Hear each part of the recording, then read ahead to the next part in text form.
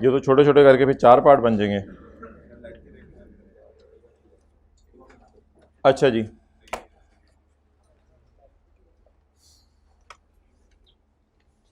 P&L बनाना है, पहले SOCI बनानी है। Mint lemonade,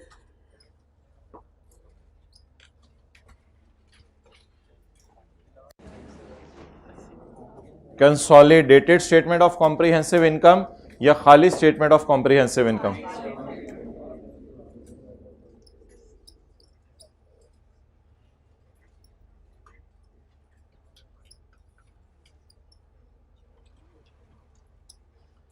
for the year ended,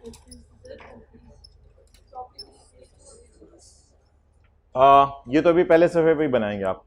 for the year ended 31 दिसंबर 2019, पहला सफा पूरे पे आएगा ये, और रिक्वायरमेंट ए भी यही है जी।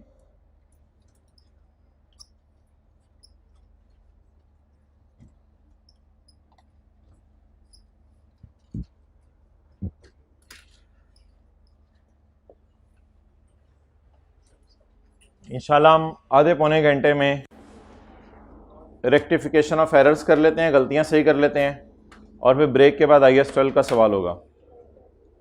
अच्छा,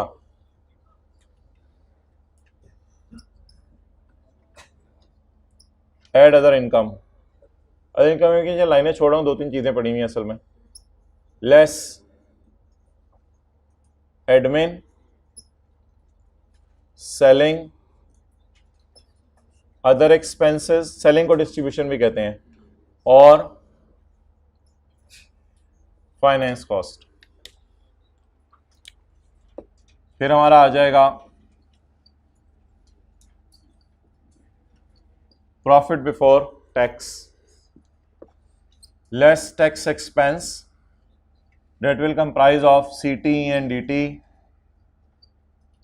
then there will be our profit after tax। इसके बाद हम डालेंगे ऐड अदर कॉम्प्रिहेंसिव इनकम, जिसमें रिवोल्यूशन सरप्लस आ जाएगा IAS 16 और IAS 38 वाला, और फेयर वैल्यू रिजर्व में चेंज आ जाएगी IFRS 9 वाली।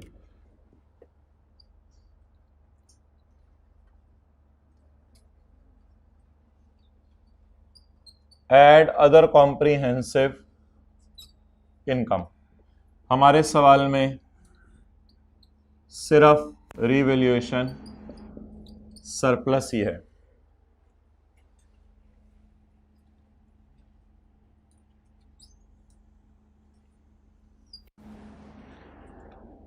पहले हम मेहनत करके PBT निकालेंगे आधा पौना घंटा लगा के, फिर PBT को करंट टैक्स की वर्किंग में ले जाएंगे, और फिर IAS 12 का सवाल शुरू करेंगे।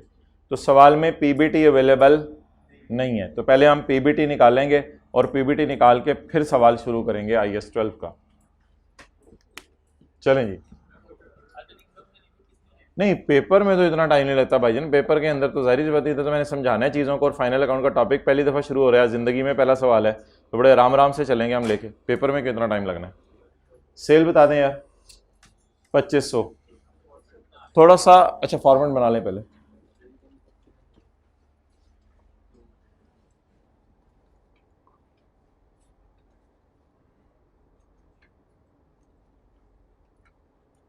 रात नींद पूरी करके आए हैं? करके आनी थी वैसे यार, ये तो ज़रूरी होता है। एक बार याद रखिए, फ्रेश माइंड के साथ पढ़ा हुआ जो है, ये ना हो कि माइंड ही फ्रेश करते रहे छुट्टियां पूरी। फ्रेश माइंड के साथ पढ़ा हुआ जो है वो नॉन फ्रेश के पढ़े हुए ज़मीन आसमान का फ़र्क होता है।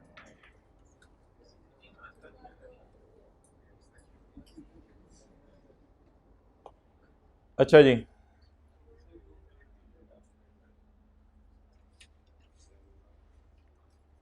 रीडिंग टाइम में हम आइडेंटिफाई कर लिया करेंगे कि कौन कौन सी चीज़ों में एडजस्टमेंट रिक्वायर्ड है, कौन कौन सी चीज़ों में एडजस्टमेंट रिक्वायर्ड नहीं है। जिनमें एडजस्टमेंट रिक्वायर्ड नहीं होगी उनको हम बाहर वाले कॉलम में लिख देंगे। अगर शक हुआ तो किसी चीज़ को अंदर वाले कॉलम में भी लिखा जा सकता है, बाद में बाहर वाले में ले जाएंगे, कोई मसला नहीं। अंदर रखना हर एक बंदे को आसान है, बाहर कुट मार के फिर लेके जाना और आसान हो जाता है। तो इसलिए एक दफ़ा रीडिंग टाइम पेपर का यूज़ कर लेते हैं और सवाल पढ़ लेते हैं कि सवाल हमारे से चाह क्या रहा है। तो सबसे पहले कि हम अदर इंफॉर्मेशन पढ़ें, हम सवाल की रिक्वायरमेंट पढ़ा करेंगे। बिल्कुल फ्रेश होके ना हाइब्रिड में सवाल की रिक्वायरमेंट की तरफ आए। Prepare MLL's statement of profit और loss and other comprehensive income for the year ended 31 December 2018-19। Prepare note on taxation for inclusion in MLL's financial statements for the year end 31 December. Phone बंद कर दिया आपने, किसी ने आना। Including a reconciliation to explain the रिश्ता between tax expense and accounting profit. तो reconciliation भी बनाना। मार्च 2020 क्वेश्चन नंबर 7। छोटे बड़े क्लास खत्म करते हैं। तो मार्च 2020 वालों के लिए सवाल आया था, हमारे लिए तो और कोई सवाल आना है। अच्छा,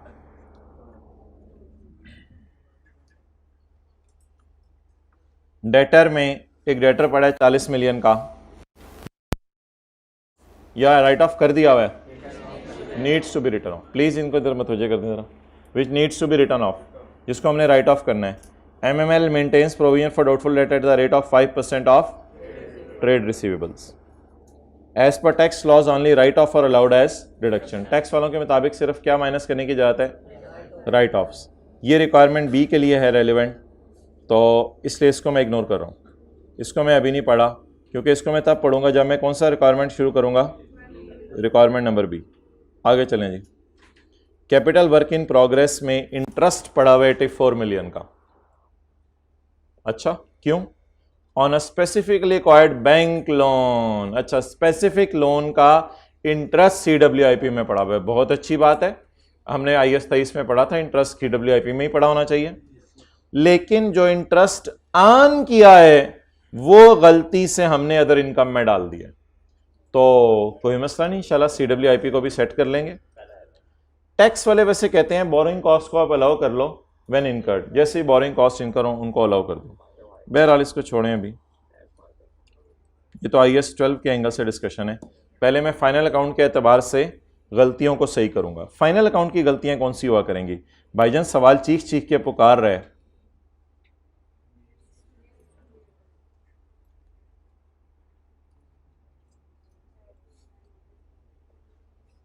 सवाल चीख चीख के पुकार है, गलतियां हुई हैं ऊपर, बड़ा चीख चीख के सवाल पुकार रहा है। कहते हैं needs to be written off, has been included in other income. ये क्या है? What is this? ये एरर्स हैं, ये एरर्स हैं, इन एरर्स को सही करना पड़ेगा। तो जिस तरह IFRS 9 के सवाल में हमने कुछ एक दो एरर सही की थी, इसको इधर ले गए, उसको उधर ले गए, ये व्हाट इज दिस? ये जो सर्कल में लगा रहा हूं, this is the main thing of our today. बाकी तो IAS 12 टाइप चीजें हैं। Research and development cost incurred for a new product started on Jakam February. The recording criteria for intangible was met on Jakam May. तो फरवरी, मार्च, अप्रैल बुरी वाली development चलती रही। यकम मई को रिकॉर्डिंग क्राइटेरिया क्या हो गया? मीट हो गया। The product was launch on 31 अक्टूबर। नवंबर दिसंबर की इंशाल्लाह हम अमोर्टाइजेशन निकालेंगे अभी। It is estimated that life of this product is 5 years. It is assumed that all costs are incurred evenly over the period. R&D represents का मतलब क्या होता है? R&D represents, include नहीं, बस यही एडजस्टमेंट है 180 की पूरे साल में R&D की। रिप्रेजेंट का मतलब होता है इस 180 के बारे में बता रहा हूं। इंक्लूड का मतलब होता है इस 180 में कुछ पड़ा हुआ है जिसके बारे में बता रहा हूं। और रिप्रेजेंट का क्या मतलब होता है? इस पूरे 180 के बारे में एक बात सुनो मेरे से। अकाउंटेंट ने देखें बोंगी कितनी मारी है, उसको समझ नहीं आया, उसने R&D शो कर दिया बस। हालांकि R&D शो होना चाहिए या इंटेंजिबल इससे बनने वाला नजर आना चाहिए था।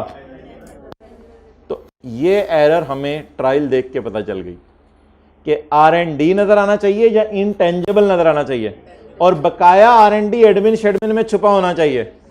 उस शहजादे ने बस एक ही लाइन शो की। मेरे ख्याल से जितनी वो साइंसदानों को तनख्वाहें पे करता रहे ना, वो एंट्री करता रहे R&D debit cash credit, R&D debit cash credit, R&D debit cash credit. तो ये उसने कुछ पूरा साल करने की कोशिश की है। ये अकाउंटेंट ने एंट्री पास की है। सर आपको कैसे पता चला? बेटा ट्रायल शो कर रहे हैं। कैसे? ये ट्रायल अकाउंटेंट बनाता है। तो अकाउंटेंट ने ये एंट्री की है R&D डेबिट कैश क्रेडिट। हमने क्या एंट्री करनी है वो वक्त बताएगा। Research is allowed as expense over 4 years। Deduction का लफ्ज सिर्फ किन के लिए यूज होता है? टैक्स वालों के लिए deduction, taxable, exam, deduction, not allowed, ये चार लफ्ज किन के लिए यूज होते हैं? इनकम या टैक्सेबल होती है या एक डिडक्टेबल, मैं जा रहा हूं, इनकम या टैक्सेबल होती है या एग्जाम, और खर्चा या अलाउड होता है या, ये जो चार लफ्ज कभी भी आ जाए ना तो याद रखिएगा ये चार लफ्ज किन के लिए हैं? टैक्स वालों के लिए। या तुसी जमाई ले लिया करो या गल कर लिया करो, दोनों प्रोग्राम जेडे कर रहे हो ना ऐ सही नहीं है। क्या कहते हैं अंग्रेज यार, हम सॉरी आप लोग माइंड कर जाते हैं जमाई के लफ्ज को, यान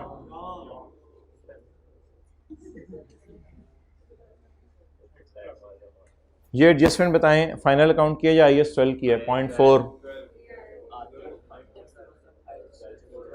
टैक्स वालों की डेप्रिसिएशन एक्सीड करी है अकाउंटिंग वालों की डेप्रिसिएशन से 200 मिलियन। ये तो प्योरली किसकी एडजस्टमेंट है? IAS 12 की। एक्सेलेंट, मैं ये अभी किसी से सुनना चाह रहा था कि ऊपर वाली भी काट दें। R&D cost is allowed as tax deduction over 10 years। Office building of ML had a book value of 900 million. Office building जो ML की है उसके पिछले साल की बीवी है 900 मिलियन, जिसकी लाइफ रहेगी भी है 12 साल। इस साल MLL ने डिसाइड किया to opt the revaluation model for its building. नतीजा तन its fair value at the start of 19, तो साल के शुरू में रिवैल्यूएशन करनी है। Its fair value at the start of 19 was determined at 1200 million. Revaluation has not been accounted for, ये कौन सा सवाल शुरू हो गया? Revaluation has not been accounted for, ये हाइलाइटर मैंने पहले भी यूज किया। Revaluation has not been accounted for, ये तो मेरे ख्याल से फाइनल अकाउंट का सवाल है। ये तो एक एरर बता रहा है कि रिवैल्यूएशन रिकॉर्ड ही नहीं हुई, तो हम कर देंगे। मेरे ख्याल से अगर रिवैल्यूएशन रिकॉर्ड हुई होती तो सरप्लस भी नजर आ रहा होता ट्रायल में, सरप्लस भी नजर नहीं आ रहा ट्रायल में, तो रिवैल्यूएशन सिरे से ही रिकॉर्ड ही नहीं हुई। Revaluation has not been recorded. और डेप्रिसिएशन हमने चार्ज कर दिया ऑन कॉस्ट मॉडल, किताबों में डेप्रिसिएशन रिकॉर्ड कर दिया कॉस्ट मॉडल पे, हालांकि डेप्रिसिएशन किस पे रिकॉर्ड होनी चाहिए थी? ये तो दो गलतियां पकड़ ली आपने, एक तो रिवैल्यूएशन रिकॉर्ड नहीं हुई और उसकी वजह से डेप्रिसिएशन भी कॉस्ट मॉडल वाली रिकॉर्ड होगी या रिवैल्यूएशन मॉडल वाली। अब ये लाइनें हमारे रुख किस तरफ लेके जा रही हैं कि सवाल में एरर्स हैं या IAS 12 का सवाल है? सवाल में एरर्स हैं।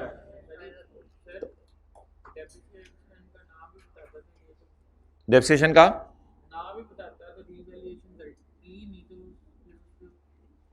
आगे रिवैल्यूएशन, सही क्या आपने, revaluation does not affect taxable profit.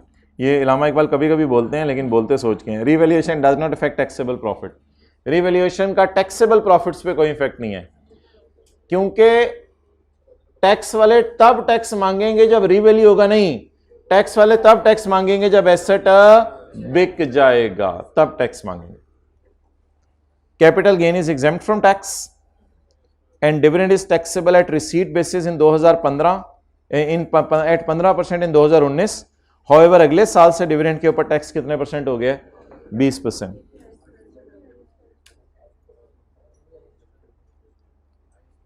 Applicable tax rate is 32% except stated otherwise. चलें जी, अब कौन सी रिक्वायरमेंट सॉल्व कर लें? बी, सब कुछ मिटा दिया है, काले के पीछे डाल दिया, बी सॉल्व कर लें।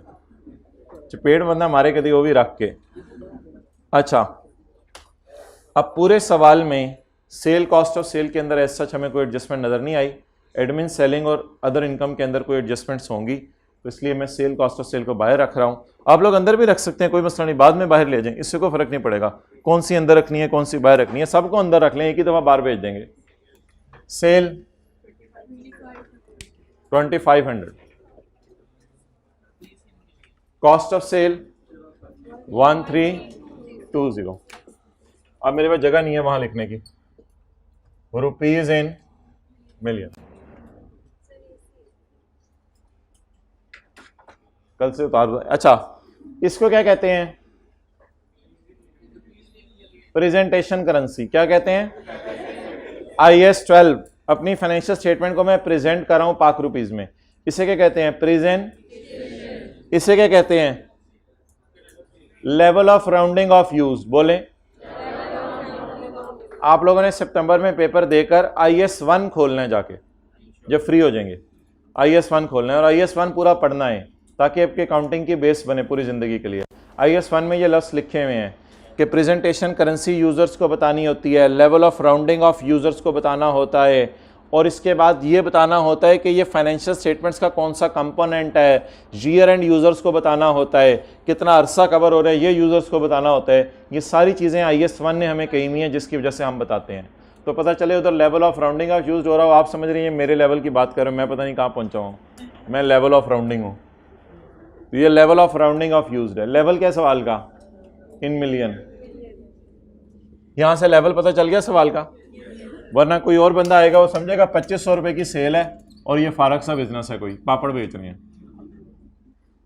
कॉस्ट ऑफ सेल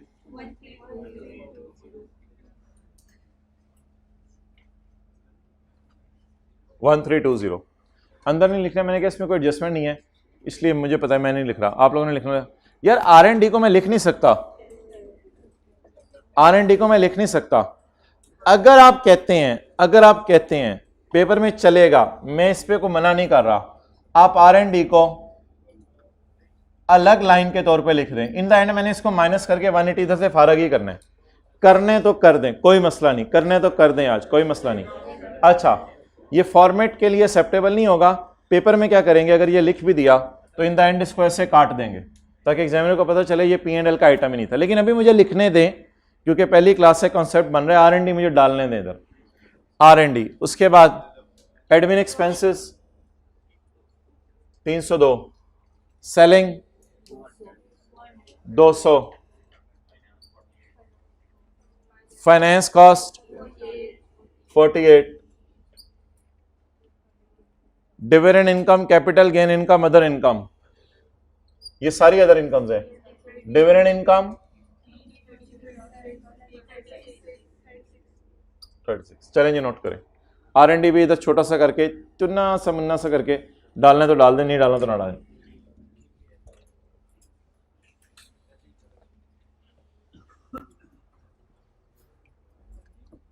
हाँ जी जी,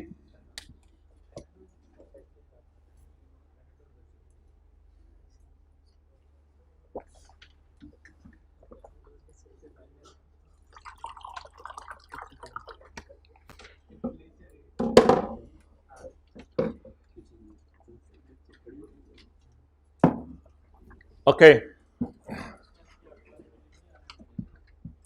क्या? हाँ, अदर एक्सपेंस के आगे नहीं लिखा मैंने, R&D का नया लाइन आइटम बनाया।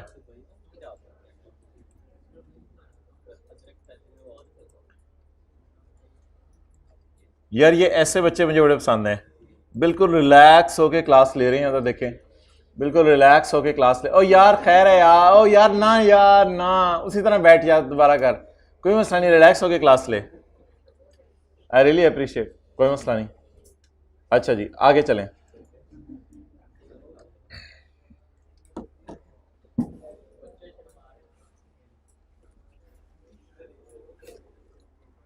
While finalising the financial statements को फाइनलाइज करते हुए MLL the following issues have been noted. तो नीचे ये ना लिखेगा yes you have noted down the correct things, I have also noted it down. Debtor में 40 मिलियन पड़ा है which needs to be written off. Debtors का बैलेंस बता दें 1200। ये 1200 क्या होता है? ये 1200 डेटर्स का ओपनिंग बैलेंस है या अनएडजस्टेड क्लोजिंग? डेटर का कभी भी ओपनिंग बैलेंस ट्रायल में नहीं पड़ा हो सकता क्योंकि डेटर में साल में हजारों सेल होती हैं, हजारों दफा पैसे आते हैं, तो ये डेटर का अनएडजस्टेड क्लोजिंग बैलेंस है। अच्छा ये क्या है? Provision for doubtful date. इसका कौन सा बैलेंस अवेलेबल है? Opening balance. इसका मतलब है अभी वो हमने कैरी डाउन शेरी डाउन करके प्रोविजन के रेट अभी तक नहीं लगाए, तो ये डेटर का बैलेंस हो गया और ये किसका बैलेंस हो गया? प्रोविजन का।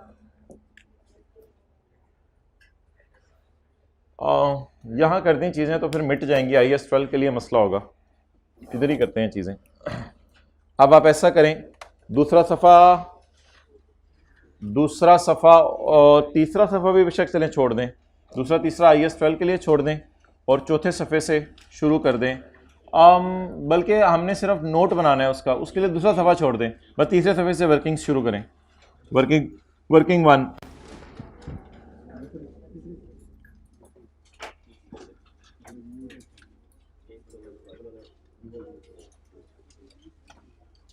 जी भाईजान।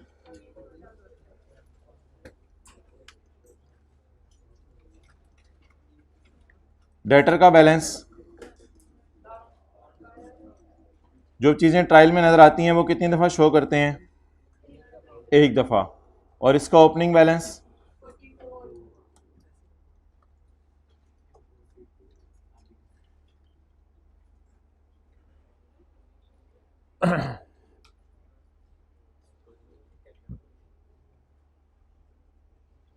जी 40 रुपए की एंट्री बताएं, double entry. Debtor include a balance of 40 which needs to be written of.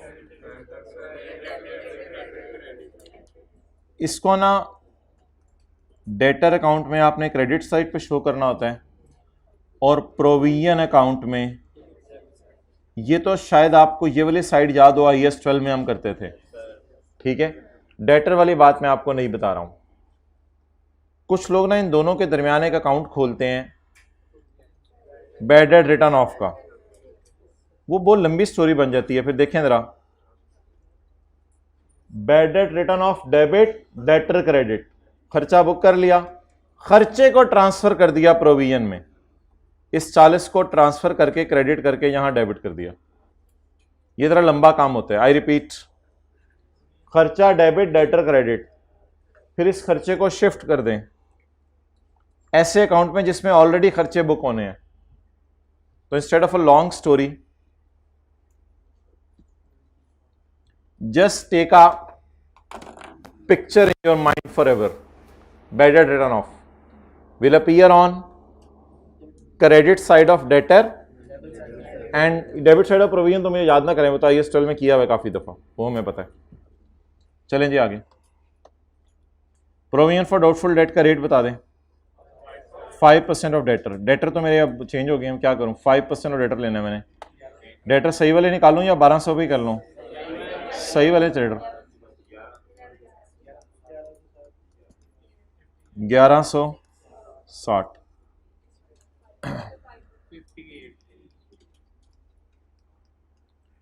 1160 पे कितने परसेंट? 5%।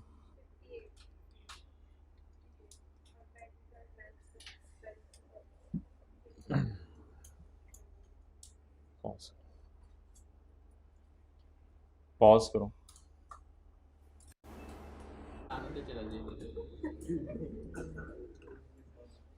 अच्छा जी, बैलेंसिंग फिगर पे बातें हो गई। चलें अभी साथ साथ बातें करते थे, फ्रेश रहता है जरा बंदा। मुझे बता दिया करें, मैं 10 मिनट बाद आपको टाइम दे दिया करूँ 1 मिनट फ्रेश होने का। अच्छा, अब आप मुझे ये बता दें, इस फिगर को हम क्या कहते थे? Bad debt expense. Bad debt expense. लेकिन आज ना इसके साथ में ब्रैकेट में लिख रहा हूं, इसको सेलिंग एक्सपेंसेस में डालते हैं, क्योंकि सेलिंग डिपार्टमेंट का मसला है कि ऐसे डेटर को चीज़ क्यों बेची। सेलिंग वालों को चाहिए था, सेल्स वालों को चाहिए था कि बंदा देख भाल के उसको चीज़ बेचते, तो ये सेलिंग डिपार्टमेंट को खर्चा चार्ज किया जाता है। बैलेंसिंग निकालें जरा आज। ये 54 और इसकी डबल एंट्री बताएं। Provision credit, selling expense debit plus 54। बरमला और बड़े खुशी से आके आप यहां लिख दें 54। इसकी डबल एंट्री पोस्ट होगी। क्रेडिट, ये क्रेडिट हो गया है, इसका इफेक्ट फिर कैरिड ऑन में चला जाएगा, कैरिड ऑन बैलेंस शीट में नजर आने लग जाएगा। Double entry, provision for doubtful date credit, पैसे लेके भागने का risk credit, selling expense on the move of P&L debit. आज एक और पिक्चर अपने माइंड में ले लें for ever. Bad debt return of debtor और प्रोविजन अकाउंट में नजर आता है, कभी भी P&L के मुंह में नहीं लेके जाना। बैड रिटर्न ऑफ यहां नजर आता है। और इधर आओ, आप भी आओ। और छड़ नू नंगे पैर आ जा, उसका हाथ पकड़ो उधर। 54। ये आपको कैमरा घुमाओ, ये आपको डबल एंट्री नजर आ रही है, घुमाओ कैमरा, वापस लाओ। अब एंट्री बताएं। प्रोविजन क्रेडिट बोलें, इधर कैमरा रखना है प्रोविजन। अब उधर लेके जाओ कैमरा, बोल, उंगली हिला, बोल साथ, सेलिंग एक्सपेंस डेबिट बोलें। ठीक है, ई इंटरमीडिएट बैठ जाओ।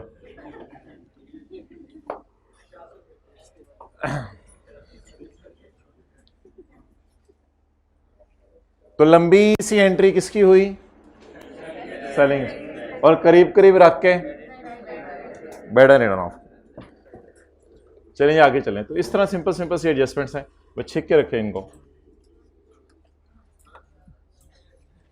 साउथ ने इसमें से भी कुछ निकाल लिया यार, खीर हो गई। पूछा हाँ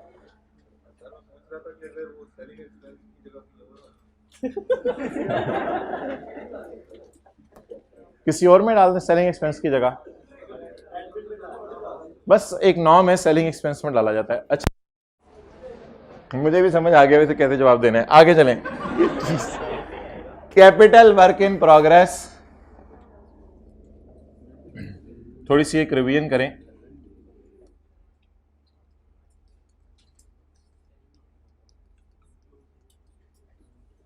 मटेरियल और लेबर का खर्चा,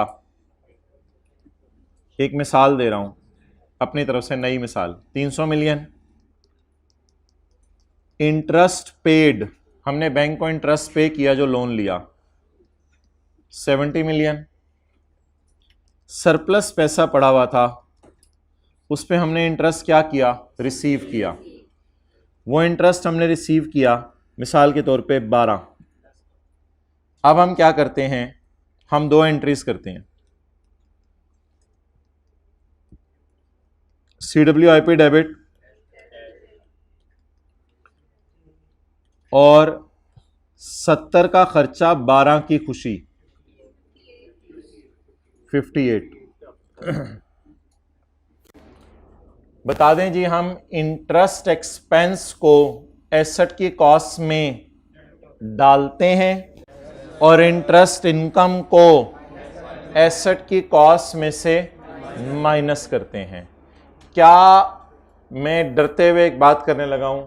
क्या मैं ये दो एंट्रीज कर सकता था? ये एंट्री तो मैंने आपको क्लास में करनी सिखाई भी है। ब्लू लिमिटेड वाला एक सवाल था, IAS 12 के अंदर कराया था। ये असल में IFRS है, टैक्स वाली बातें मैं खुदा के लिए नहीं करूंगा, जब कभी करनी है मैं खुद बताऊंगा। ये तो मैं आपको IAS 23 समझा रहा हूं, अकाउंटिंग रूल्स। इसकी जगह दो एंट्रीज को बोल दें जरा, मुझे डरते डरते बोलिएगा। दो एंट्रीज, 70 रुपए की एंट्री अलग बोलें, इंटरेस्ट एक्सपेंस डेबिट, मैं जा रहा हूं, 70 रुपए की एंट्री बोलें, CWIP डेबिट, कैश क्रेडिट। और 12 रुपए की entry, cash debit, CWIP credit. मैंने आपको ये दोनों एंट्रीज नेट करके दिखाई थी, क्योंकि नॉर्म ही ये है, ये दोनों एंट्रीज नेट करके होती हैं। इतना लेबर ले गई, इतना बैंक ले गया, इतना किसी बैंक ने हमें दे दिया।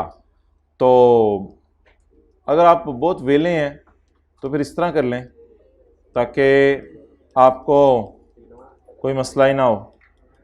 चलें करें यार, इसको साइड पे करके कहीं नोट करें। अगले सफ़े पे देखें, जगह खाली है किताब पे। तो क्वेश्चन अपनी तरफ से बनाएं और IAS 23 वाली एंट्रीज करवाएं। तीनों अलग अलग कर लें एंट्रीज, तीनों को इकट्ठा कर सकते हैं, कोई मसला ही नहीं। तीनों को सवाल वाला डेटा नहीं है, ये सवाल वाला डेटा नहीं है। सवाल वाले डेटा से नहीं करनी, इसी से करें। अगले सवाल पे क्वेश्चन और आगे लिखे मेरे समझने के लिए सर ने कराया था। और स्टैंडर्ड कौन सा है? तस्वीर ना लें अभी, IAS 23। अब तस्वीर लें, पिछली डिलीट करें, दोबारा लें।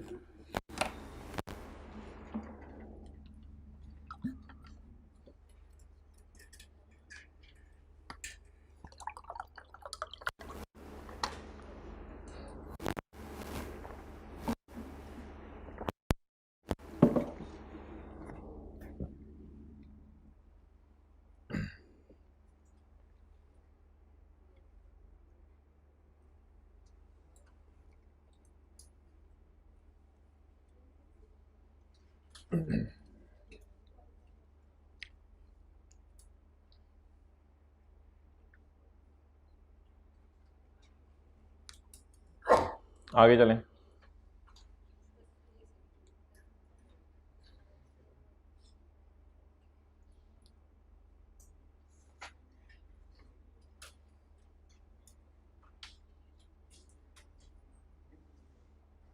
कभी अपने से बात की कोई काम करते हुए इधर उधर कर ले, छोड़ यार मैं तो पढ़ूं। अच्छा जी आगे चलें।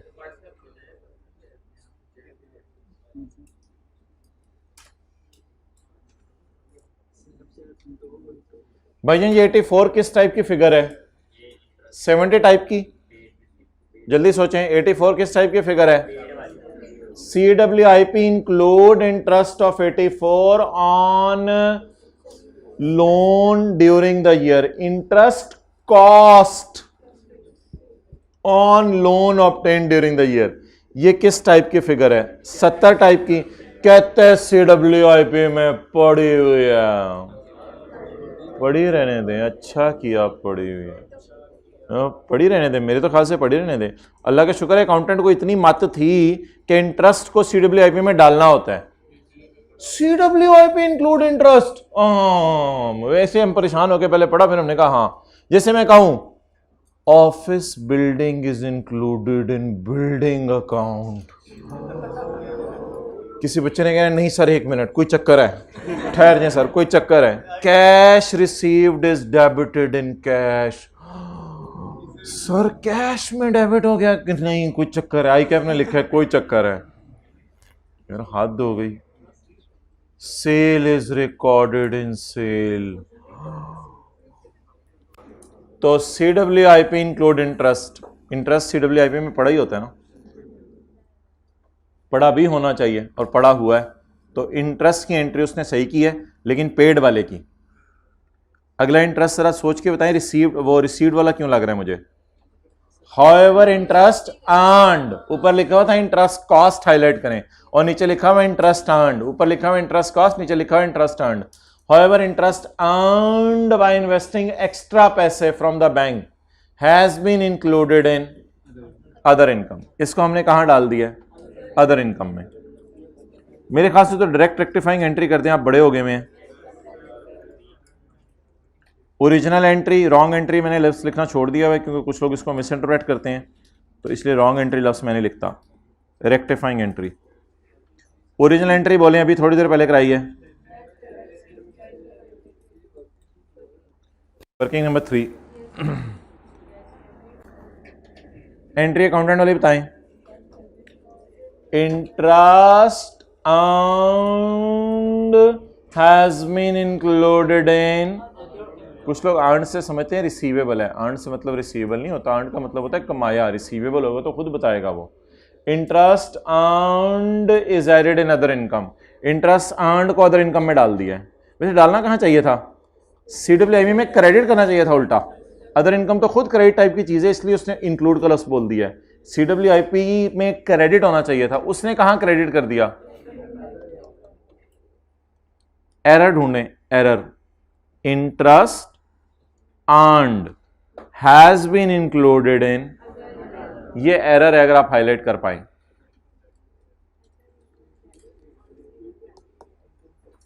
जी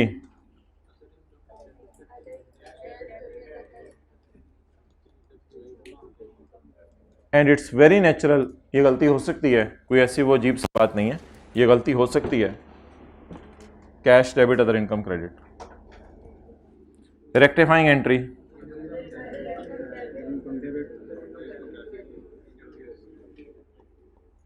कितने से? 16 से।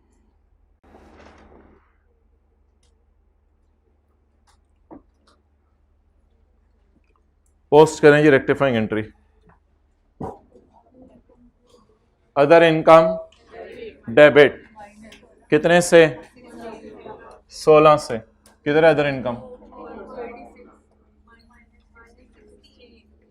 16। और CWIP क्रेडिट कितने से? 16 से। CWIP क्रेडिट 16 से कर दें -16।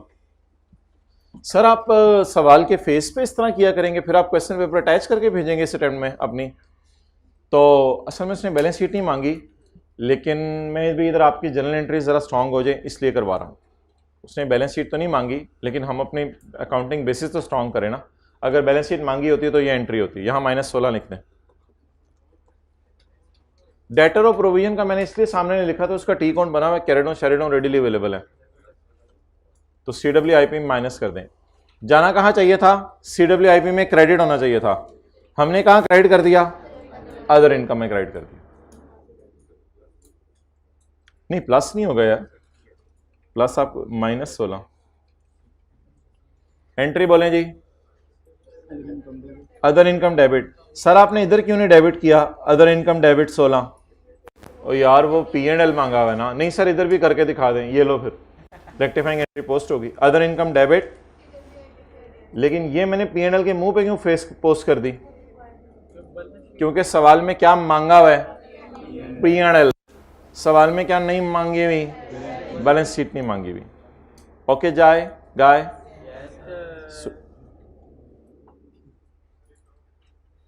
हाँ क्या बोलो? ये एंट्री लिखो, नोट करो, जल्दी करो।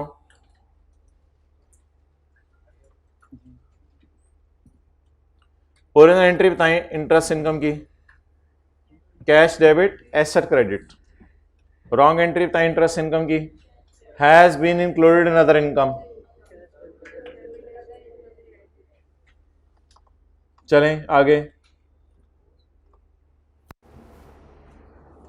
R&D cost to present for a new product started on 1 फरवरी 2019। ये खर्चा कब किया है, करना शुरू कब किया है? 1 फरवरी 19 को। The recording criteria was met on 1 मई 19। The product was launched on. Lab कब खुली? मोबाइल लैब कब खुली? 1 फरवरी को। लैब में हिप हिप हुर्रे कब हुआ? 1 मई को। साइंसदानों को हमने धक्के क्यों देने यार, रिस्पेक्ट से निकाले। साइंसदानों को हमने किस दिन लैब से निकाल दिया? 31 अक्टूबर को। 31 अक्टूबर को हमने प्रोजेक्ट किसको हैंड ओवर कर दिया? प्रोडक्शन मैनेजर को। फिर वो प्रोड्यूस करने फैक्ट्री में चीज़ें बनाना शुरू कर देगा। तो ये खर्चा कब से कब तक का है? फरवरी, मार्च, अप्रैल, मई, जून, जुलाई, अगस्त, सितंबर, अक्टूबर। 9 मंथ्स हमारी लैब खुली रही है। 9 मंथ्स लैब खुली रही है। चलें जी, original entries. Original entries 9 months हमारी लैब खुली रही है। फरवरी, मार्च, अप्रैल, 3 महीने को एक्सपेंस में डालने और 6 महीने को कैपिटलाइज करना है। इसमें से 3 महीने को कहाँ डाल दें और 6 महीने को कैपिटलाइज कर दें। 1 फरवरी से 31 अक्टूबर। Original entries.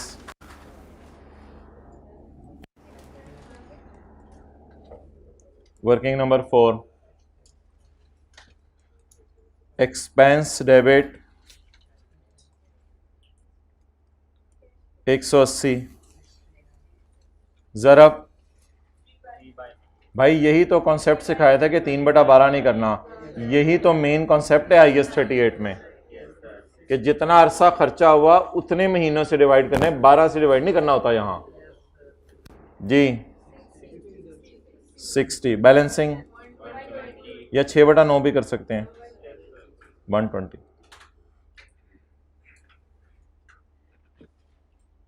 जी। Amortisation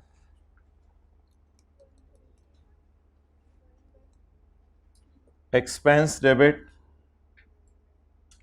intangible asset credit. Cost life किस दिन प्रोडक्शन वालों को दिया है? 31 अक्टूबर को, 31 अक्टूबर के बाद महीने सबर करें ना, 31 अक्टूबर के महीने गिन लें, नवंबर दिसंबर इंटू 2/,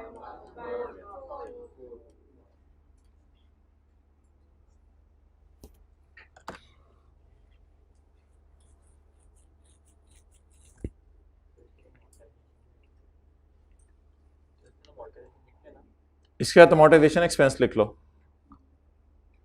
अब इसको भी मैं एडमिन में डाल दूंगा, ऊपर वाले को, नीचे वाले को भी एडमिन में डाल दूंगा, मैं दोनों को एडमिन में डाल रहा हूं। अमोर्टाइजेशन एक्सपेंस है, बिल्कुल ये सही कह रहे हो आप।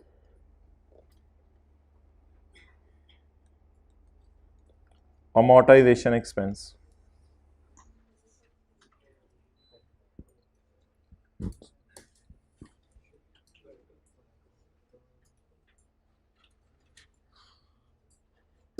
कितना खर्चा था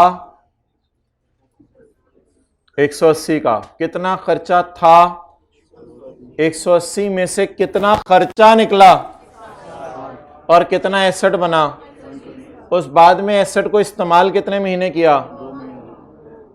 आज आपको एक बहुत 2 महीने नवंबर दिसंबर, आज आपको एक बहुत बड़ी बात बताने लगा हूं। अगर आप बड़े हो जाएं और आने वाले दिनों में कभी जिंदगी के मोड़ पर ऐसी मौका आए, एक बात करने लगा हूं, अगर आपको समझ आ जाए।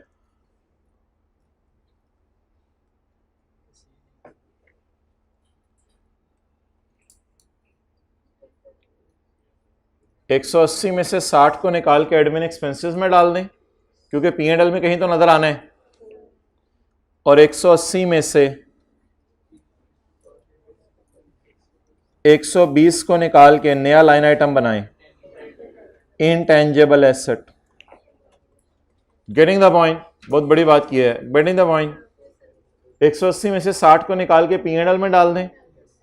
ये वैसे ही समझाने के लिए कर रहा हूं, पेपर में क्या करना है वो मैं भी बताता हूं, क्योंकि ये जरा शॉर्टकट होते हैं तो कुछ बच्चों के से फिर संभाले नहीं जाते। 60 का खर्चा निकाल के खर्चों में डाल दें।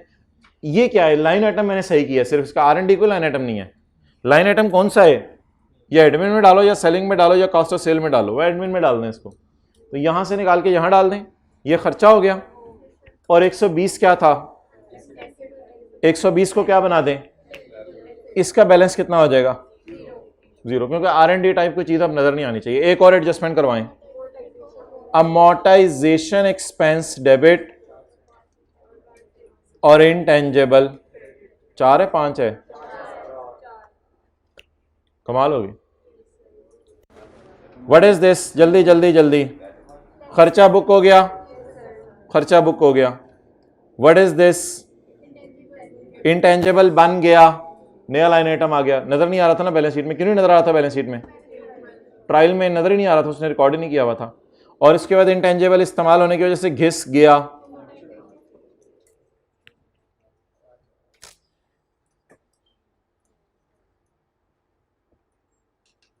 कितनों को जरा समझ आई है बात, इसको यहां यहां यहां यहां से निकाल के इधर उधर डाल दें। और इसकी वजह से हमारी अल्हम्दुलिल्लाह ट्रायल अब शो करने लग जाएगा नया line item, debt is intangible. अब 120 - 4 इनटेंजेबल किताबों में कितने में नजर आएगा, 116 पे। बट छोड़े परे यार, हम जरा उधर ही वापस आए। अभी शुरू शुरू के दिन है, इतने शॉर्टकट्स ना लगाएं। अकाउंटेंट ने क्या एंट्री की है, R&D एक्सपेंस डेबिट। एक्सपेंस ही करे ना, अकाउंटेंट ने एसेट तो नहीं रिकॉर्ड किया हुआ, अगर एसेट होता तो उसने अमोर्टाइज भी किया होता। ये R&D एक्सपेंस ही हो गए, लिख लें इधर, R&D एक्सपेंस ही उसने रिकॉर्ड किया हुआ। मैं और क्या करूं, R&D एक्सपेंस ही उसने रिकॉर्ड किया होगा। मुझे कैसे पता चला अकाउंटेंट की एंट्री, अकाउंटेंट की एंट्री इसलिए पता चला कि ट्रायल में R&D के नाम से नजर आ रही है। तो जो ट्रायल में उसने किया हुआ है, कई गलतियां मुंह से नजर आ जाती हैं, बंदे की पूछना नहीं पड़ता, मुंह से नजर आ जाती है। चुपड़े चुपड़े परियों खून खून निकला, मुंह से नजर आ जाता है। तो और अगर किसी ने हर्ट किया हो तो वो उससे जरूर बातें करके फिर पूछना पड़ता है, हाँ भाईजान किस किस ने तुझे जो है वो नुकसान पहुंचाया दिली तौर पर। उसने तो मुंह पे नुकसान पहुंचाया ना, वो फेस से नजर आ रहा है। कुछ फेस से नजर आ रही होती हैं चीजें, कुछ अदर इंफॉर्मेशन में जाके पता चलती हैं, कुछ फिर भी पता नहीं चलती, वो आई कैप के सोल्यूशन से पता चलती हैं। अच्छा जी, तो R&D expense debit cash credit कितने से, 180 से। अब रेक्टिफाइंग एंट्रीज जरा सोच लें क्या बनेंगी। ओवरऑल भी कर सकते हैं। अमोर्टाइजेशन की एंट्री तो फिर उसने नहीं की होगी, उसने तो एक्सपेंस डाला ना। अब एंट्री बताएं क्या करें जी। यार वो बचपन वाला तरीका सोचा हुआ है।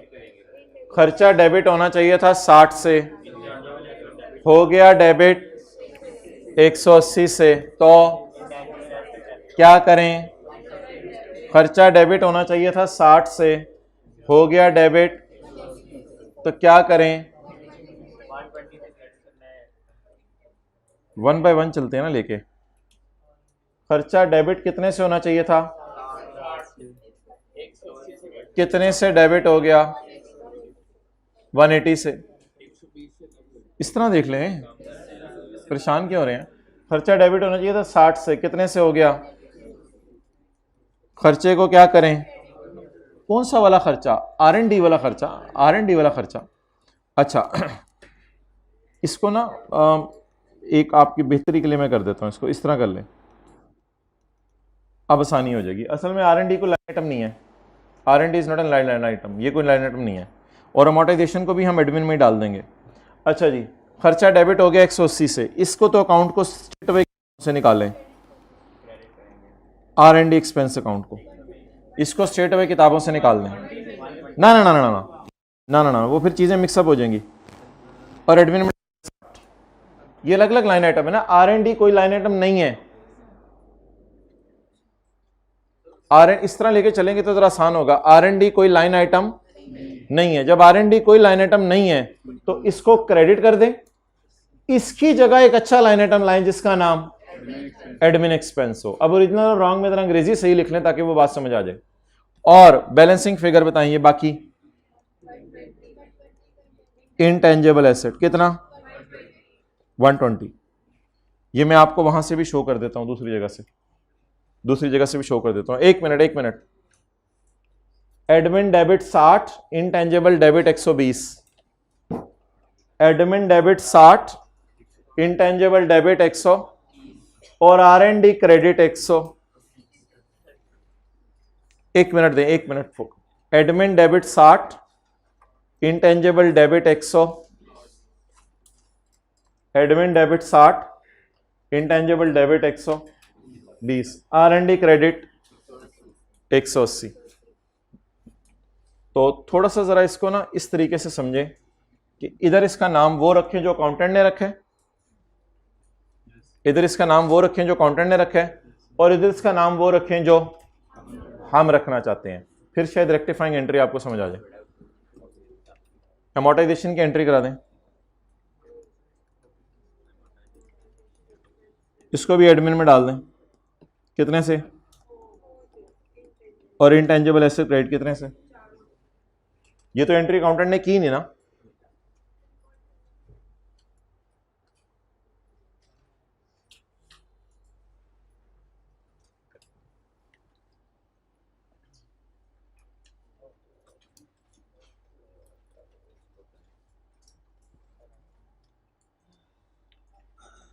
परेशान ना हो, इस खर्चे का नाम अकाउंटेंट ने क्या रखा था, R&D।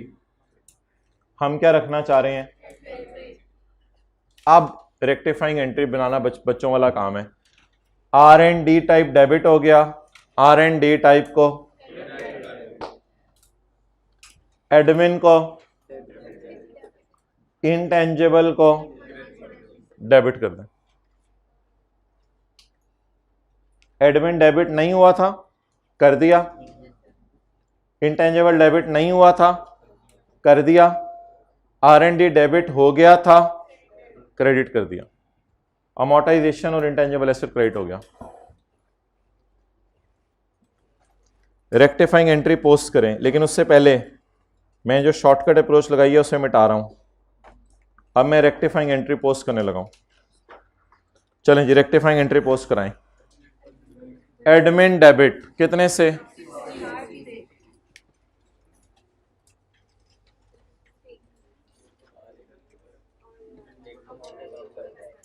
इनटेंजिबल डेबिट कितने से। सबर यार, देखें इधर मेरे साथ साथ चलें। अब आपकी नजरें सिर्फ इधर होनी चाहिए। इनटेंजिबल डेबिट कितने से? मेरे से बैलेंस शीट नहीं मांगी, लेकिन हम तो आज लर्निंग कर रहे हैं। इनटेंजिबल डेबिट 120 से। नेक्स्ट, R&D क्रेडिट कितने से? 180 से। इसको फारक कर दें। क्यों फारक कर दूं? क्योंकि ये कोई लाइन आइटम ही नहीं है। R&D क्रेडिट 180 किताबों से निकल गया। अमोर्टाइजेशन को एडमिन में डाल दें और इनटेंजिबल क्रेडिट। अमोर्टाइजेशन 60 कहां से हो गई? 60 में डाल चुका हूं एडमिन में। अच्छा दोबारा देख लें। 60 एडमिन में डाल दिया,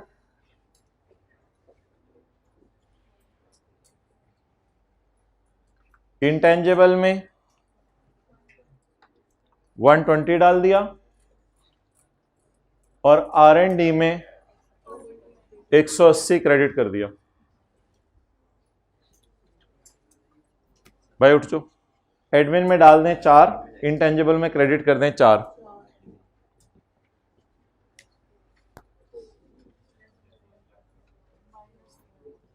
चुप।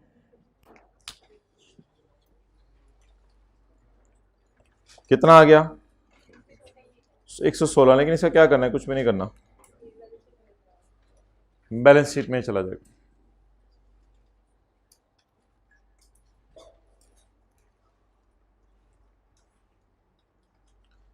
वी आर वेरी लकी है।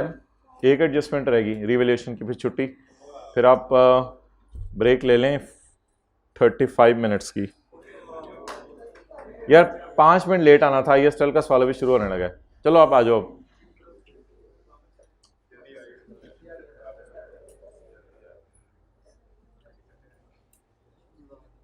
Office building of ML। Please यार परेशान ना हुआ करें। एक छोटी सी चीज ने आपको परेशान किया हुआ है, माइंड आपका स्टक हुआ हुआ है। अकाउंटेंट ने कौन सा नाम यूज किया था खर्चे के लिए? हम कौन सा चाह रहे थे? बस फिर रेक्टिफाइंग एंट्री बनाना आसान है। किसी भी एक्सपेंस में डाल दें, आंसर सेम ही आना है। आप फिर ऐसा कर लेना, आप P&L में ऐसा करना, sale minus expenses profit before tax. आप लोग इधर आए, सीए करें। Office building of ML had net book value. आप बल्कि सेल और कॉस्ट ऑफ सेल भी ना किया करो, आप GP से P&L बना लिया करो। ऑफिस बिल्डिंग ऑफ, आप P&L बनाया ही ना करो, पैट को बैलेंस शीट में ले जाया करो। Office building of ML had net, सारी फाइनेंशियल स्टेटमेंट को आग लगा दो दुनिया की। आप ये करो जाके बस। ऑफिस बिल्डिंग ऑफ, आप अकाउंटिंग का प्रोफेशन खत्म कर दो। ऑफिस बिल्डिंग ज्यादा, आप वापस आ जाए। Office building of ML had a net book value of 900 million on 31 दिसंबर 18। ये पिछले साल की क्लोजिंग BB है, ठीक है।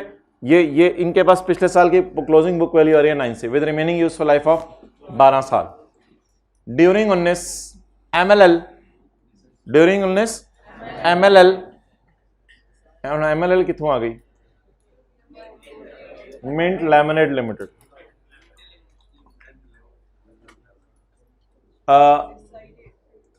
revalued the building at start of year at 12. Such revaluation has not been accounted for and depreciation on cost model has already been recorded. इसको छोड़ें कि रिवैल्यूएशन नहीं हुई, इसको भी छोड़ें कि कॉस्ट मॉडल पे रिकॉर्ड हो गई। पहले जरा ओरिजिनल डाटा लिखवा दें मुझे।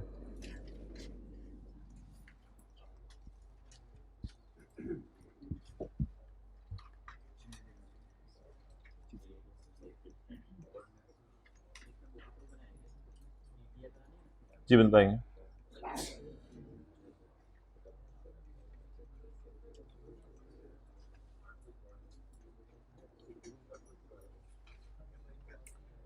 ओके,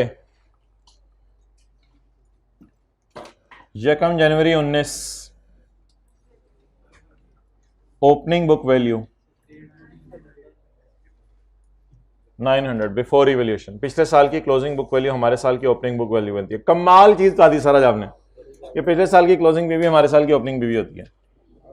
अच्छा जी, यकम जनवरी 19 रिवैल्यूड अमाउंट 1200। ओहो, सवाल में लिखा हुआ स्टार्ट में रिवैल्यूएशन, रिवैल्यूएशन सरप्लस। आखिरी दो कॉलम छोड़ें, इसको एंड पे देख लेंगे, आखिरी दो कॉलम्स में तोड़ लेंगे इसको। डेप्रिसिएशन डेट डाले बगैर रिमेनिंग लाइफ निकालनी पड़ेगी। रिमेनिंग लाइफ उसने दी हुई है 31 दिसंबर 18 को। रिमेनिंग लाइफ का मतलब होता है 1 जनवरी 19 को भी वही रिमेनिंग लाइफ है, एक दिन से कोई फर्क नहीं पड़ता।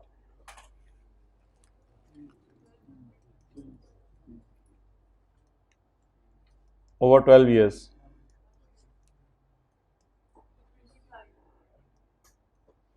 25।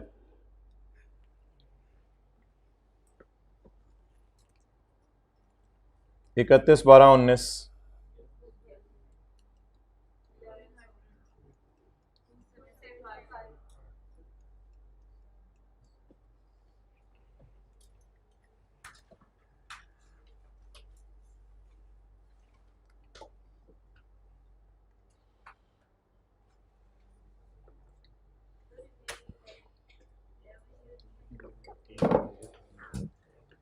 याद रखिएगा रिमेनिंग लाइफ हमेशा निकलती है ईयर एंड पे नहीं, रिमेनिंग लाइफ निकलती है डेट ऑफ रिवैल्यूएशन पे, and date of revaluation is at start of year. नहीं, तस्वीर नहीं लेनी है अभी, डिलीट करें ये जरा। अब इसके दो टोटे करें,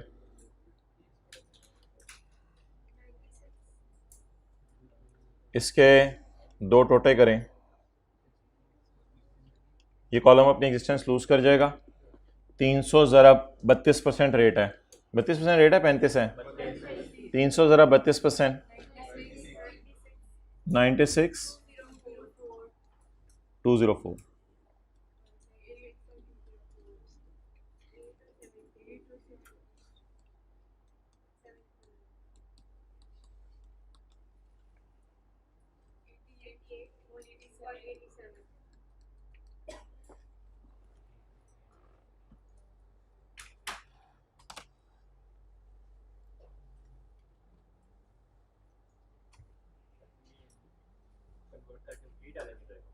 नहीं, अभी मैं बताने लगा।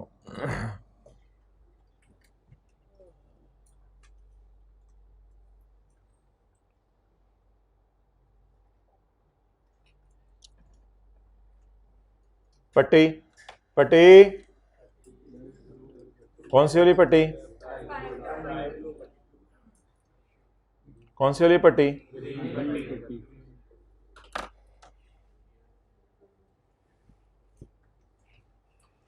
जान के अमान पाऊं तो ओरिजिनल रॉन्ग रेक्टिफाइंग एंट्री ज़बानी सोच के कर दूं, या ओरिजिनल करूं, रॉन्ग करूं, रेक्टिफाइंग करूं? एंट्री रहने दे बस, रॉन्ग एंट्री मुझे बता दें, ओरिजिनल एंट्री पहले मैं आपसे पूछ लूं ज़बानी। ओरिजिनल एंट्री मैं आपसे अब लिखवाऊंगा नहीं। वार्म अप की दो एंट्रीज होती हैं, नहीं वार्म अप की एंट्री होती है फिर रिवैल्यूएशन की एंट्री होती है, तो रिवैल्यूएशन के दिन दो एंट्रीज होती हैं। ओरिजिनल एंट्रीज की बात कर रहा हूँ, लेकिन वो एंट्रीज मैं नहीं करूँगा वार्म अप की, क्योंकि मुझे कॉस्ट माइनस अकाउंट ऑप्शन नहीं दिया हुआ, ओपनिंग डायरेक्ट बीवी दी हुई है, तो मैं वार्म अप की एंट्री कर नहीं सकता। तो मुझे डायरेक्ट एंट्री बताएं आप क्या बनेगी? एसेट डेबिट 300, डीटीएल क्रेडिट 96 और रिवैल्यूएशन सरप्लस इन OCI credit 204। Depreciation debit, accumulated depreciation credit. इस एंट्री के अगेंस्ट से गलत हुई हुई है, ये जो अब मैंने छोटी सी एंट्री बोली ना, छोटी सी एंट्री, इसके अगेंस्ट से गलत एंट्री हुई हुई है। Depreciation has been recorded under cost model, इसके अगेंस्ट से गलत एंट्री पड़ी हुई है, इसको इंशाल्लाह मैं सही करके पोस्ट करूंगा। वापस आ जाएं, इस एंट्री को क्रॉस कर दें, क्योंकि हमने कहा था ये डायरेक्ट डीटीएल अकाउंट में हो जाया करेगी, DTL debit DT credit type. तो ये जरा आप रिवाइज करेंगे, टॉपिक याद आ जाएगा। फिलहाल क्रॉस लगा दें। सरप्लस डेबिट 17 से, लेकिन डायरेक्ट स्टेटमेंट इन इक्विटी में, और retained earning credit, surplus debit retaining credit. Original entries बोल दें, फिर मैं रॉन्ग बोलूंगा, फिर रेक्टिफाइंग पोस्ट करेंगे। Original entries asset debit, DTL credit, surplus इन OCI credit, depreciation debit, accumulation इसको छोड़ दें, सरप्लस डेबिट, ये entry direct statement chain equity में होनी है, इसलिए इसको भी शायद हम इग्नोर कर दें। अच्छा, अकाउंटेंट की एंट्री बता दें। मैं ओरिजिनल एंट्रीज नहीं कर रहा, रेक्टिफाइंग नहीं कर रहा, सॉरी टाइम नहीं है, ऐसे पेपर में भी टाइम नहीं होगा। और इधर अकाउंटेंट की एंट्री, ओरिजिनल मैंने आपको ज़बानें बता दी हैं, डेबिट डेबिट बिल्डिंग क्रेडिट कितने से किया उसने कॉस्ट मॉडल पे डेप्रिशिएट किया है, तो फिर बुक वैल्यू को डेप्रिशिएट किया होगा या फेयर वैल्यू को? बुक वैल्यू को। जब उसने कॉस्ट मॉडल फॉलो किया तो किसको डेप्रिशिएट किया होगा? बुक वैल्यू को।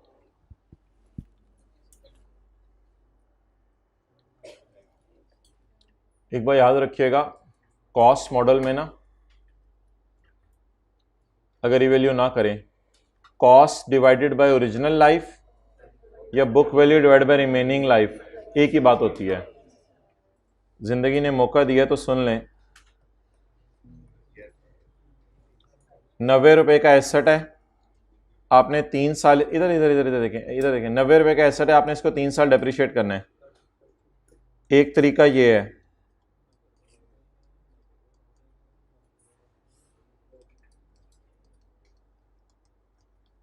आसान तरीका। एक तरीका और भी है, अगर ये वैल्यू नहीं हुआ एसेट तो 60 डिवाइड बाय 2 कर दें, तो बीवी को रिमेनिंग लाइफ से डिवाइड किया, वो डिडक्शन आ गई 30 रुपए। तो स्ट्रेट लाइन मेथड में चाहे कॉस्ट को लाइफ पे डिवाइड करें या फिर बुक वैल्यू को रिमेनिंग लाइफ पे डिवाइड करें, you will get the same answer. तो इसलिए परेशान ना होइएगा कि उसने कॉस्ट मॉडल पे डेप्रिसिएशन रिमेनिंग लाइफ पे क्यों किया, ओरिजिनल लाइफ पे होनी चाहिए थी, कोई मसला नहीं। तो ये एक लॉजिक है कि बीवी को अगर मैं रिमेनिंग लाइफ से डिवाइड करूं तो पता चल जाएगा कि कॉस्ट को ओरिजिनल लाइफ से डिवाइड करता तो भी यही जवाब आता। चलें छोड़ें इसको, बीवी बताएं पिछले साल के एंड पे, और पिछले साल के एंड पे खड़े होकर रिमेनिंग लाइफ 12, बीवी डिवाइड बाय रिमेनिंग लाइफ, बीवी रिमेनिंग लाइफ। अब ओरिजिनल को छोड़ें, सबको छोड़ें, पोस्ट कराना शुरू करते हैं। सिर्फ इसको मैं ज़रा हाईलाइट कर लेता हूँ थोड़ा सा। ये एंट्री जब मैं करूँगा ना तो मुझे बताइएगा, यहाँ मैंने रेक्टिफाइंग पोस्ट करनी है, ये वाली एंट्री मैंने रेक्टिफाइंग पोस्ट करनी है। बाकी एंट्रीज का मसला नहीं है। मुझे 1 मिनट दे दें, पहले बाद में नोट कीजिएगा, मुझे 1 मिनट दे दें। एसेट डेबिट 300, ये बिल्डिंग का बैलेंस इसने दिया ही नहीं, बैलेंस शीट नहीं मांगी हुई। अब बिल्डिंग का बैलेंस मैं इधर लिख के एसेट डेबिट करूं, छोड़े पड़े, अब क्या बस कर दें। अब 1-2 चीज़ें थी मैंने बैलेंस शीट में आपको पोस्ट करके दिखा दी थी, बस हर चीज़ छोड़े पड़े। आप building debit balance sheet item है, तो क्या बैलेंस शीट में जाके डेबिट करूं या बैलेंस शीट मांगी नहीं? Building debit DTL credit,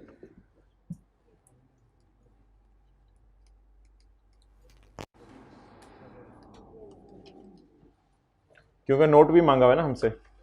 DTL credit कितने से जी? 96 से। एसेट डेबिट कितने से? मैं सब खोलने दूंगा, अभी एंट्री समझें प्लीज, एंट्री का एक एक चीती बीती समझें। एसेट डेबिट 300 मैंने नहीं किया, एसेट मांगा नहीं।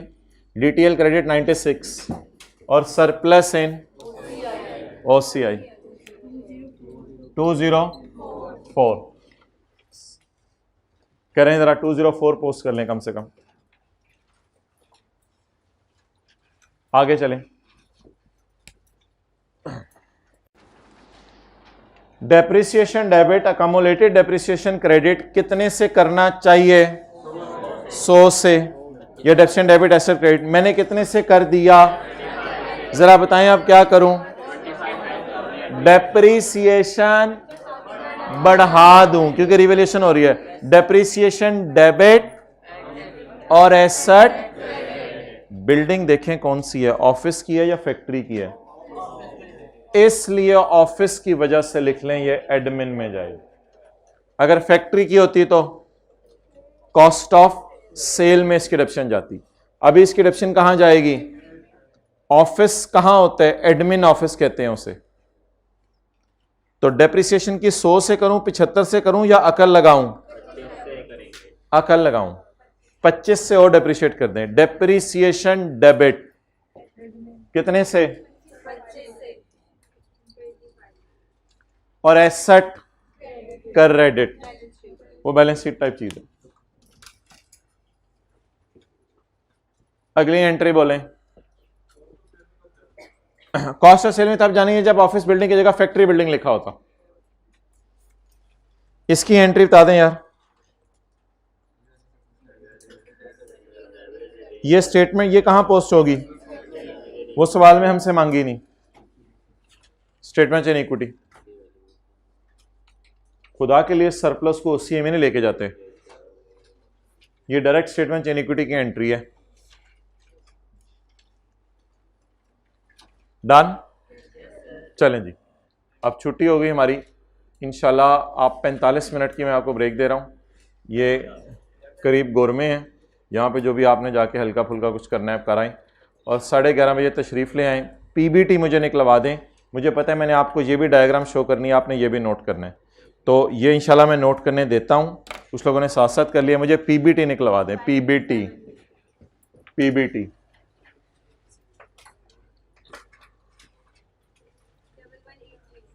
1180। Other income,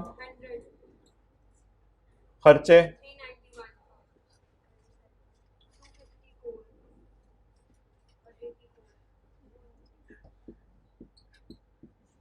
PBT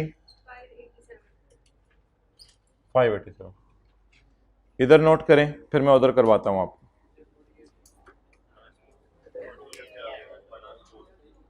finance cost minus होगी। जवाब सही है।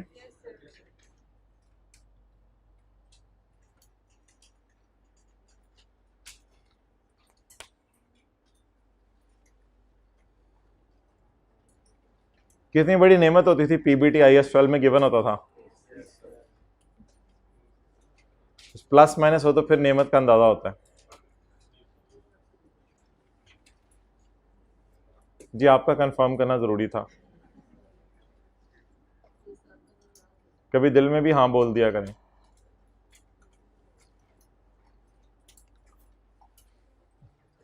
लेकिन शादी के मौके पे ना बोल दी दिल में, उधर तो बतानी पड़ेगी, फिर ही कंफर्म होगी। हर रूल हर जगह नहीं लगाना होता। मैं तो कभी किसी को कुछ नहीं कहता, इसलिए बच्चे सारे बिगड़े में मेरे, तो कभी कुछ कहना भी पड़ता है। अब आप लोगों ने ये वर्किंग 6 नोट करनी है और वर्किंग 5 नोट करनी है। चलें जी, वर्किंग 5 नोट करें। अकाउंटेंट की एंट्री, ओरिजिनल एंट्री और रेक्टिफाइंग एंट्री के चक्कर में मैं नहीं पढ़ा। आपके आते ही इंशाल्लाह ये एंट्री मैं आपको रिवाइज कराऊंगा, फिर हम इंशाल्लाह शुरू करेंगे। 11:30 आपको हद टाइम बताया है, इसको मैं रिवर्स कर रहा हूँ 11:25, ताकि हम 11:30 पे शुरू कर सकें। गोर में जाने में कितने मिनट लगते हैं पैदल? बस सारे ही उधर पहुंचे हों। ऊपर कैंटीन तो नहीं मेरे ख्याल से खुली होगी।